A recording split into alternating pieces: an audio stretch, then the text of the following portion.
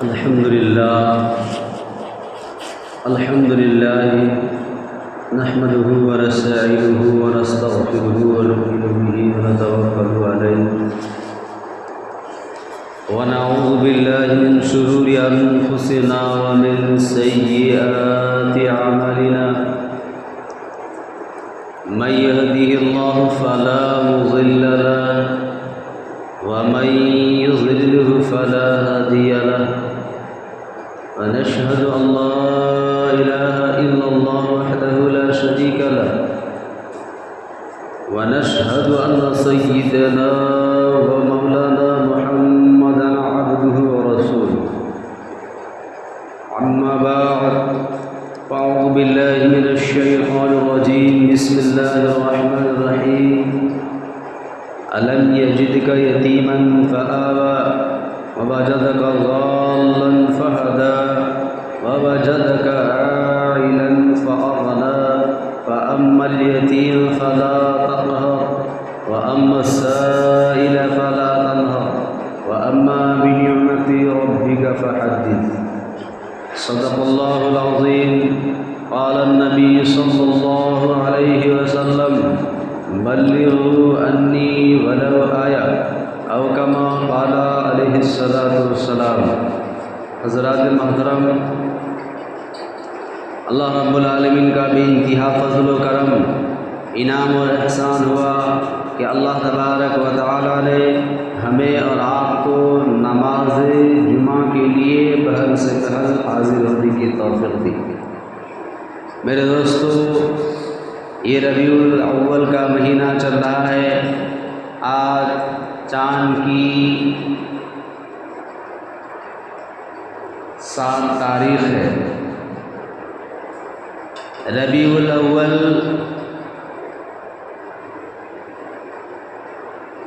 یہ وہ مہینہ ہے جس مہینے میں ہمارے اور آپ کے نبی آقا دو جہاں تاجدار مدینہ محمد عربی صلی اللہ علیہ وسلم تشریف لائے۔ آپ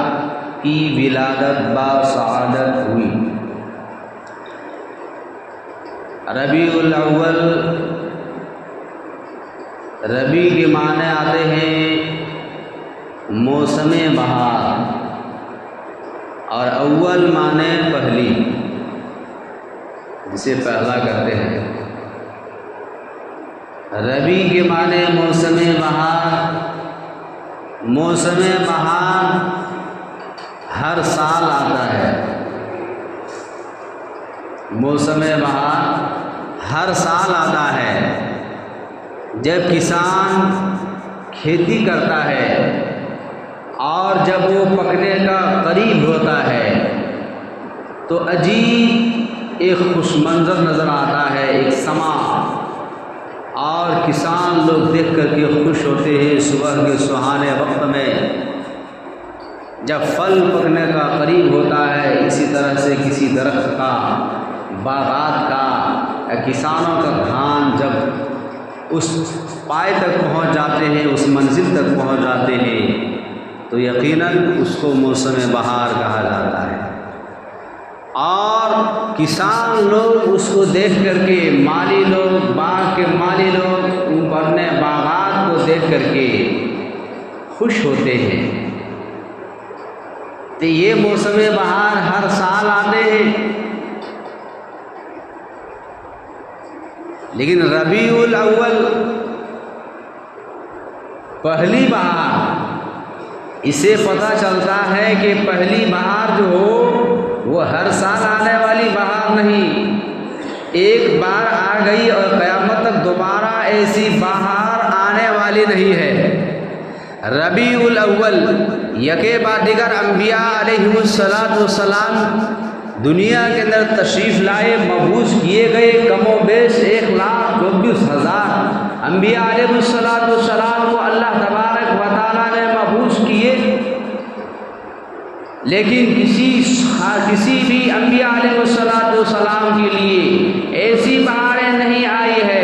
جو بہاریں ہمارے اور آپ کے نبی آقا دو جہاں تاجدار مدینہ محمد عربی صلی اللہ علیہ وسلم کی تشریف آوری میں ہوئی ہے۔ کیسے؟ آپ صلی اللہ علیہ وسلم کی ولادت باسعادت شہر مکہ حضرت عبداللہ کے یہاں حضرت عبداللہ کے صاحبزادے حضرت آمنہ رضی اللہ عنہا کے گھر پر آپ صبح کے سہانے وقت میں 9 ربیع الاول اور پیر کے دن، بعض کتابوں میں 12 ربیع الاول کو آپ صلی اللہ علیہ وسلم کی ولادت باسعادت ہوئی شہر مکہ میں، یعنی مکہ شریف میں۔ میرے عزیز دوستو، عبد المطلب کے پوتے حضرت عبداللہ رضی اللہ عنہ کے بیٹے حضرت محمد عربی صلی اللہ علیہ وسلم کی تشریف آوری کا ہونا ایک ایسی بہاریں ہے جس کی کوئی مثل نہیں، جس کی کوئی نظیر نہیں، جس کی کوئی قیامت تک برابری نہیں کر سکتا۔ ایسے رسول کی آمد ہوئی، ایسے پیغمبر کی آمد ہوئی، ایسے نبی کی آمد ہوئی، ایسے رسالت معاد کی آمد ہوئی، ایسے احمد مجتبیٰ کی آمد ہوئی، ایسے محمد مصطفیٰ صلی اللہ علیہ وسلم کی آمد ہوئی ہے۔ کتابوں کے اندر آتا ہے، لکھنے والوں نے لکھا، کہنے والے یہ کہتے ہیں، لکھنے والوں نے لکھا اور کہنے والے یہ کہتے ہیں کہ صبح کے وقت میں اگر کوئی انسان کینسر کا مریض ہے، لیکن صبح کے سہانے وقت میں اگر وہ ٹہل قدمی کرتا ہے، ننگے پاؤں سے، تو لکھنے والوں نے لکھا کہ اس کو کینسر سے نجات مل جائیں گے۔ اسی طرح سے اگر کوئی انسان شوگر کا مریض ہے، وہ صبح کے سہانے وقت میں ننگے پاؤں چہل قدمی کرتا ہے تو اس کو اس سے آرام ملے گا۔ اسی طرح سے اگر کوئی بلڈ پریشر والا مریض ہے اور صبح کو سہانے وقت میں ننگے پاؤں چہل قدمی کرتا ہے، انہیں اس سے آرام ملے گا۔ اسی طرح سے کسی کا گیس بنتا ہے، پیٹ میں کھانا صحیح سے ہضم نہیں ہوتا ہے، لکھنے ڈاکٹر لوگ کہتے ہیں کہ صبح کے سہانے وقت میں وہ ٹہل قدمی کرے گا، اس سے اس کو فائدہ حاصل ہوگا۔ اگر کسی شخص کو، لکھنے والوں نے لکھا، اگر بدن بھاری ہو گیا ہے، صبح کے سہانے وقت میں ٹہل قدمی کرتا ہے، اس سے اس کو فائدہ حاصل ہوگا۔ اسی طرح سے ماتھا میں ہمیشہ درد رہتا ہے، صبح کے سہانے وقت میں ٹہل قدمی کرے گا، اس سے اس کو آرام ملے گا۔ یکے بعد دیگر جتنے ساری بیماریاں ہیں، ہر ایک بیماری سے اس انسان کو آرام ملے گا جو صبح کے سہانے وقت میں ننگے پاؤں ٹہل قدمی کرے گا۔ لکھنے والوں نے لکھا، ڈاکٹر لوگ کہنے والے کہتے ہیں، حکیم لوگ کہتے ہیں، لیکن ایک دیوانہ آتا ہے اور وہ کہتے ہیں، اے ڈاکٹروں سنو، یہ صبح کے سہانے کی وقت جو ہے، یہ برکتیں کہاں سے آئی، یہ رحمتیں کہاں سے آئی؟ آقا دو جہاں تاجدار مدینہ محمد عربی صلی اللہ علیہ وسلم کی ولادت باسعادت ہوئی صبح کے سہانے وقت میں۔ اس وقت اللہ رب العالمین کی جانب سے ایک ایسی ہوائیں چلی ہے، اللہ تبارک و تعالیٰ نے اس ہوا کو قیامت تک کے لوگوں کے لیے شفایاب بنا دیا ہے۔ میرے دوستو، تو اس ذات گرامی کی ولادت باسعادت ہوئی ہے اس مہینے میں، وہ ذات گرامی آپ صلی اللہ علیہ وسلم کی تعریف کوئی کیا کرے، آپ صلی اللہ علیہ وسلم کی مدد کوئی کیا کرے۔ ہر انسان حضور پاک صلی اللہ علیہ وسلم کی تعریف اور توصیف سے عاجز اور قاصر ہے، لیکن ایک بات ہے، ہم تو مدح تعریف حضور پاک صلی اللہ علیہ وسلم کی مکمل نہیں کر سکتے، لیکن ہم یہ چاہتے ہیں کہ جہاں پر جب حضرت یوسف علیہ السلام کو مصر کے بازار میں نیلامی ہونے لگا، یکے بعد دیگر امیر اور عمرہ لوگ اس کو خریدنے کے لیے پہنچ گئے، اسی طرح سے ایک بوڑھی عورت تھوڑے سے ساز و سامان لے کر کے حضرت یوسف علیہ السلام کے خریدنے کے لیے جا رہی ہے۔ کسی نے پوچھا اے خاتون، اے بوڑھی اماں تم کہاں جا رہی ہو؟ اس نے خاتون نے جواب دیا سنو میں حضرت یوسف علیہ السلام کو خریدنے کے لیے جا رہی ہوں۔ اس نے جواب دیا کہ وہاں تو بڑے بڑے امیر لوگ پہنچے ہوئے ہیں حضرت یوسف علیہ السلام کو خریدنے کے لیے، تمہاری کیا اوقات ہے کہ تم حضرت یوسف علیہ السلام کو خرید سکو؟ تمہاری کیا پاور ہے؟ تمہارے پاس کوئی دولت نہیں، تم حضرت یوسف علیہ السلام کو کیسے خرید سکتی ہو؟ وہ خاتون جواب دیتی ہے یہ تو میں خود جانتی ہوں، امیر امرا کے سامنے حضرت یوسف علیہ السلام کو میں خرید نہیں سکتی، لیکن جب کل قیامت کا دن ہوگا اللہ تبارک و تعالیٰ اللہ تبارک و تعالیٰ کی جانب سے یہ اعلان ہوگا اے حضرت یوسف علیہ السلام کے خریدنے والوں، جتنے لوگ حضرت یوسف علیہ السلام کو خریدنے کے لیے آئے تھے وہ تمام کے تمام ایک صف میں کھڑے ہو جاؤ، میں جانتی ہوں کہ حضرت یوسف علیہ السلام کو میں خرید نہیں سکتی، لیکن ان خریداروں میں میرا بھی نام آ جائے گا۔ یکے بعد دیگر ہر انسان جانتا ہے کہ حضور پاک صلی اللہ علیہ وسلم کی تعریف نہیں کر سکتی، لیکن تعریف کرنے والوں کی فہرست میں مجھ جیسے ناچیز کا بھی نام آ جائے۔ آپ صلی اللہ علیہ وسلم کی تعریف، وہ ذات گرامی ہے، آپ کے ذات گرامی وہ ذات عالی ہے، آپ کی وہ ذات عالی ہے، آپ کی وہ پہچان ہے۔ لکھنے والوں نے لکھا، کہنے والوں نے کہتے ہیں، لکھنے والوں نے لکھا کہ اگر وہ ذات نہ ہوتی تو چاند کو چاندنی نہ ملی ہوتی، اگر وہ ذات نہ ہوتی تو ستاروں کو چمک نہ ملی ہوتی، اگر وہ ذات نہ ہوتی تو سورج کو شعاعیں نہ ملی ہوتی، اگر وہ ذات نہ ہوتی تو دریاؤں کو روانی نہ ملی ہوتی، اگر وہ ذات نہ ہوتی تو سمندروں کو طغیانی نہ ملی ہوتی، اگر وہ ذات نہ ہوتی تو پہاڑوں کو بلندی نہ ملی ہوتی، اگر وہ ذات نہ ہوتی تو جنت نہ بنائے جاتے، اگر وہ ذات نہ ہوتی تو جہنم نہ بنائے جاتے، اگر وہ ذات نہ ہوتی تو حضرت جبریل علیہ السلام نہ بنائے جاتے، اگر وہ ذات نہ ہوتی حضرت میکائیل اسرافیل علیہ السلام نہ بنائے جاتے، اگر وہ ذات نہ ہوتی حضرت میکائیل علیہ السلام نہ بنائے جاتے، اگر وہ ذات نہ ہوتی حضرت اسرائیل علیہ السلام نہ بنائے جاتے، اگر وہ ذات نہ ہوتی تو انسانوں کو انسانیت نہ ملی ہوتی، اگر وہ ذات نہ ہوتے تو یہ نماز ہمیں نہ ملی ہوتی، اگر وہ ذات نہ ہوتی تو رمضان المبارک کے 29 اور 30 رمضان نہ ملے ہوتے، اگر وہ ذات نہ ہوتی تو قرآن مقدس ہمیں ملا نہ ہوتا، اگر وہ ذات نہ ہوتی تو انسانوں کو آنکھوں سے دیکھنے کی صلاحیت ہمیں نہ ملی ہوتی، اگر وہ ذات نہ ہوتے تو انسانوں کو بازوؤں میں محنت کرنے کی طاقت نہ ملی ہوتی، اگر وہ ذات نہ ہوتے تو پاؤں سے چلنے کی صلاحیت نہ ملی ہوتی، اگر وہ ذات نہ ہوتی تو یہ دل و دماغ نہ ملا ہوتا، اگر وہ ذات نہ ملی ہوتی تو کائنات کے ذرے ذرے کو نہ سجایا ہوتا، اگر وہ ذات نہ ہوتی تو کائنات کے ذرے ذرے کی نہ سجایا ہوتا، اگر وہ ذات نہ ملی ہوتی، اگر وہ ذات نہ ہوتی تو ہمیں اور آپ کو رب کا پتہ نہ چلتا۔ میرے دوستو، اس ذات گرامی کی ولادت اس مقدس مہینے میں ہوئی۔ آپ صلی اللہ علیہ وسلم ابھی دنیا میں تشریف نہیں لائے، ماں کی کوکھ میں ہے۔ حضرت آمنہ رضی اللہ تعالی عنہا کے شکم میں ہے۔ الم یجد کا یتیما فآویٰ، قرآن کہتا ہے کیا ہم نے آپ کو یتیم پیدا کیا؟ کیا ہم نے آپ کو یتیم نہ بنایا؟ فآویٰ، یتیماً فآویٰ، پس پھر ٹھکانہ دیا، ٹھکانہ یتیم بنا کر کے ٹھکانہ دیا۔ آپ کے والد محترم کو دنیا سے آپ کی ولادت باساست سے پہلے اللہ تبارک و تعالیٰ نے اٹھا لیا،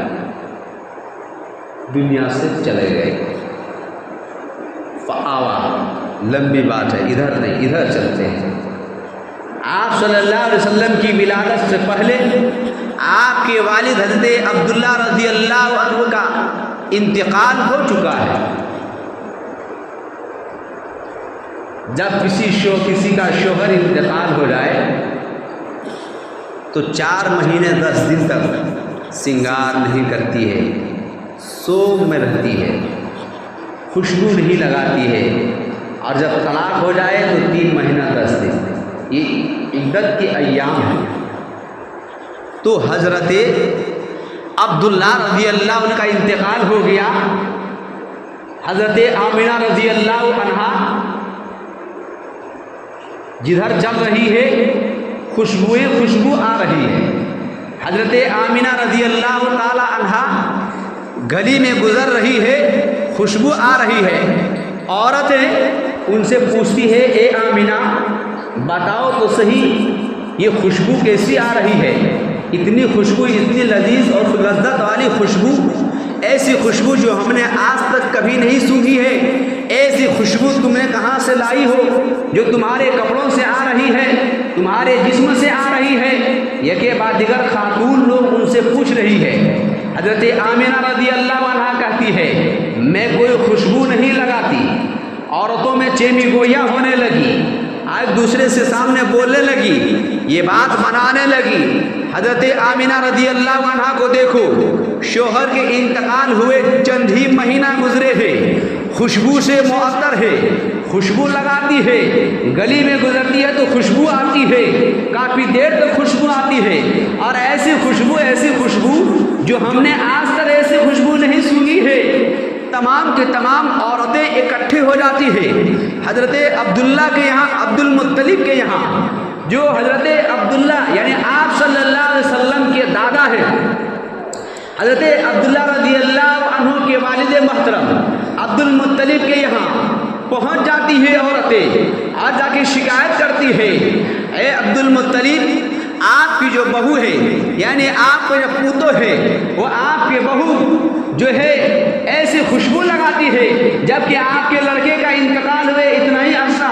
چند مہینے گزرے ہیں اور وہ خوشبو لگا رہی ہے، اور ایسی خوشبو کو جو ہم نے آج تک نہیں سنی ہے، ایسی خوشبو لگاتی ہے۔ اللہ اکبر! عورتیں شکایت کر کے چلی جاتی ہے۔ حضرت عبد المطلب حضرت آمنہ رضی اللہ عنہا کے مکان پر پہنچ جاتے ہیں اور پوچھتے ہیں، اے بیٹی ذرا بتاؤ تو صحیح، یہ تم اتنی شاندار خوشبو کہاں سے لاتی ہو؟ یہ خوشبو تم کیوں لگا رہی ہو؟ چند مہینہ گزرے ہوئے ہیں تمہارے شوہر محترم کا، عورتیں شکایت کر رہی ہے۔ حضرت آمنہ رضی اللہ عنہا جواب دیتی ہے، اے ابا جان کیا بتاؤں، جب سے میرے کوکھ میں، میرے شکم میں اس بچے نے جنم لیا ہے، مجھے عجیب سی کیفیت محسوس ہو رہی ہے، مجھے خوشیوں سے ہمیشہ مالا مال رہتی ہوں، ہمیشہ میرے اندر سے خوشیوں کی بوچھار آ رہی ہے، ہمیشہ میں خوشیوں میں مگن رہتی ہوں۔ اے ابو جان کیا بتاؤں، جب میں رات کو سوتی ہوں تو چاند جھک کر کے مجھے سلام کرتا ہوا نظر آتا ہے۔ اے ابو جان میں کیا بتاؤں، ستارے رات کو چمکتے ہوئے جھک کر سلام کرتا ہوا نظر آتا ہے۔ اتنا ہی نہیں ابو جان، جب سے میرے کوکھ میں اس بچے نے جنم لیا ہے، میں جب چلتی ہوں اور اگر میرے پاؤں غلطی سے پتھر پر پڑ جاتا ہے تو اس پتھر کو من جانب اللہ اتنا نرم ہو جاتا ہے کہ ایسا لگتا ہے کہ میرے روح پہ رکھا ہے۔ اے ابو جان کیا بتاؤں، جب سے میرے کوکھ میں اس بچے نے جنم لیا ہے، جدھر سے گزرتی ہوں پیڑ پودے مجھے جھک کر سلام کرتا ہوا نظر آتا ہے۔ اے ابو جان میں کیا بتاؤں، اتنا ہی نہیں، جب سے میرے کوکھ میں اس بچے نے جنم لیا ہے، میں چلتی ہوں اور سایہ نہیں ہوتا ہے تو بادل کا ٹکڑا بھی سایہ کرتا ہوا نظر آتا ہے۔ اے ابو جان میں کیا بتاؤں، اتنا ہی نہیں کہ جب سے اس کوکھ میں، میرے کوکھ میں اس بچے نے جنم لیا ہے، میں کنواں میں جاتی ہوں، میرے بدن میں بدن سے خوشبو آتی ہے، میرے کپڑوں سے خوشبو آتی ہے، میرے گھر مکان سے خوشبو آتی ہے۔ اے ابو جان میں کیا بتاؤں، جب سے میرے کوکھ میں اس بچے نے جنم لیا ہے، پانی لینے کے لیے کنویں میں جا رہی ہوں، یکے بعد دیگر عورتیں کنویں میں ڈول میں رسی لا کر کے پانی نکالتی ہے، پانی نیچے کو ہے اور رسی باندھنے کے بعد بالٹی نیچے اتارتی ہے اور عورتیں پانی نکالتی ہے، لیکن جیسے ہی میں کنواں کو قریب پہنچتی ہوں، ابو جان جب سے میرے کوکھ میں یہ بچہ ٹھہرا ہے، جب کنواں کے قریب پہنچتی ہوں تو پانی اوپر کا میرا استقبال کرتا ہوا نظر آتا ہے، مجھے رسی لگانے کی ضرورت نہیں بلکہ خود بخود پانی اوپر کو آ جاتا ہے۔ اے ابو جان میں کیا بتاؤں، جب سے میرے کوکھ میں اس بچے نے جنم لیا ہے، میں اگر تھوک بھی دیتی ہوں تو وہ تھوک بھی خوشبو بن کر کے ہوا میں اس ذات گرامی کی ولادت اس مہینے میں ہے۔ آقا دو جہاں تاجدار مدینہ محمد عربی صلی اللہ علیہ وسلم کی ولادت اس مہینے میں ہے۔ بہت سے انسان ایسے ہیں ہمارے مسلمانوں میں سے جن کو یہ معلوم بھی نہیں ہے، کیونکہ ہم نے تو دینی مجالس قائم کرنا، آپ صلی اللہ علیہ وسلم کی سیرت پر مجلس کو قائم کر کے آنے والے نسلوں کو اس سے آگاہ کرنا، اس کے بارے میں کبھی نہیں سوچا۔ یہ کچھ لوگ ایسے ہیں جو اس کی چرچا کر رہے ہیں تاکہ آنے والے نسلوں کو بھی پتہ چلے کہ اس ربیع الاول میں کیا ہوا ہے اور کیا نہیں۔ لیکن اگر چرچے کرنا چھوڑ دیں گے تو آنے والے نسلوں کو پتہ بھی نہیں چلے گا کہ ہمارے نبی اس نبی کی ہم اور آپ امت میں ہیں، ان کی تاریخ پیدائش کیا ہے، ان کی نسب کیا ہے، ان کے خاندان کیا ہے۔ میرے دوستو، میں عرض یہ کر رہا تھا کہ آپ صلی اللہ علیہ وسلم کی ولادت ہوئی، آپ کی آمد کی تعریف ہو رہی ہے، آپ کی آمد کی تعریف ہو رہی ہے۔ لکھنے والوں نے لکھا، کہنے والوں نے کہا۔ لکھنے والے لکھتے ہیں آپ صلی اللہ علیہ وسلم کی آمد پر کہ الف نے کہا اللہ کے رسول آ رہا ہے، با نے کہا بانی اسلام آ رہا ہے، تا نے کہا تاجدار مدینہ آ رہا ہے، سا نے کہا ثروت والا نبی آ رہا ہے، جیم نے کہا جمیل والے نبی آ رہا ہے، حا نے کہا علم والے نبی آ رہا ہے، خا نے کہا ختم الرسول آ رہا ہے، اور دال نے کہا دو جہاں کے امام آ رہا ہے، اور زال نے کہا ذالک الکتاب لا ریب فیہ کا اعلان کرنے والا آ رہا ہے، اور را نے کہا رحمت للعالمین آ رہا ہے، اور زا نے کہا زمانے کا امام آ رہا ہے، اور سن نے کہا ساقی کوثر آ رہا ہے، اور شین نے کہا شافی محضر آ رہا ہے، صاد نے کہا صادق امین آ رہا ہے، ذات نے کہا ضامن والا آ رہا ہے، تا نے کہا طاہر مطہر والا آ رہا ہے، زوا نے کہا ظلم کو مٹانے والا